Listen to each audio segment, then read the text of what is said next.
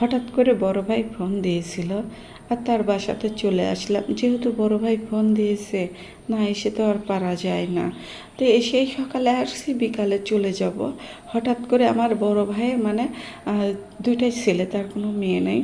বড় ছেলের বউটা অসুস্থ হয়ে গেল, মানে আমার বড় ভাইস্তে বউটা অসুস্থ হয়ে গেল, তাকে নিয়ে হাসপাতালে ভর্তি হয়ে আছে। আর এই জন্য আমি আর যেতে পারলাম না, বাসাতেই আসছি তাদের বাসায়।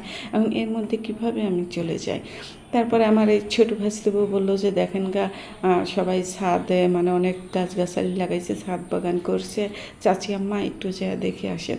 তো আমি এসে দেখলাম যে অনেক সুন্দর, অনেক ফুল গাছ, আম গাছ, মানে অন্যরকম, মানে সুন্দর দেখা যাচ্ছে ছাদ বাগানটা। আমার কাছে খুব ভালো লাগছে। আমারও অনেক আশা যে আমারও এরকম একটা ছাদ বাগান হবে।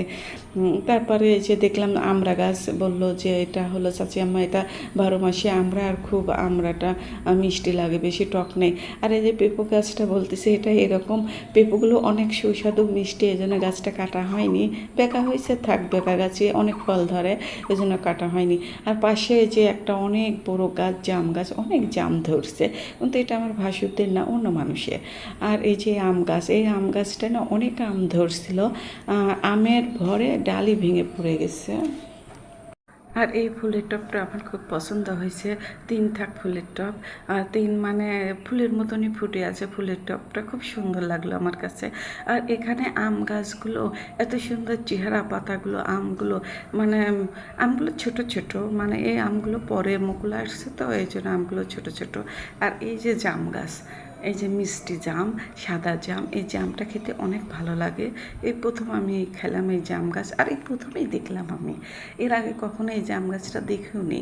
আর আমাদের জাম গাছ, মানে আমরা যে জাম খাই না, সেই জাম হলো কষ, কেমন যেন, কিন্তু এটা তা না, কষ নেই, খুব মিষ্টি আর টেস্টি অন্যরকম, খুব ভালো লাগছে আমার কাছে।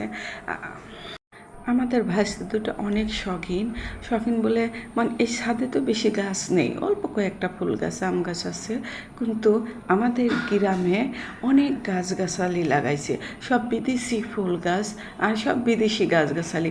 সে ফুলের কখনো আমি নামই জানিনি আর দেখিনি, আর জিজ্ঞাসা করলে বলে, কিন্তু মনে থাকে না গাছগুলোর, ফুলের গাছগুলো খুব সুন্দর গাছগুলো, আমার খুব ভালো লাগে। আমি গেলে তো আমাদের বাড়িতে বেশি থাকি না, আমি ভাসুরের বাড়িতেই বেশি থাকি। এই যে আমটা পেকে গেছে, তো বললাম যে আমটা লাল হয়ে গেছে, পেকে যাচ্ছে, এই আমটা ছিঁড়ে নিয়ে যাও।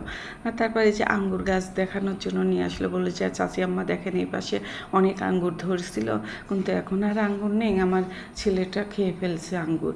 আর সাথে আসলে আমার ছেলে শুধুই আঙ্গুরই খায়, জামটা খায় না। তারপরে যে আঙ্গুর গাছের কাছে গেলাম, দেখলাম যে 2 ছোপা আঙ্গুর ধরে আছে, তো একটা ছিঁড়ে নিয়ে খেলাম, তো ভালো লাগলো আঙ্গুরগুলো খেতে, টকটক লাগলো, তো ভালো লাগলো আঙ্গুর। তারপর বলে যে আমার ছেলে ছাদে আসলে আর কোনো কিছু খাবে না, কিন্তু এই আঙুরগুলো ছিলে ছিলে খেয়ে ফেলবে।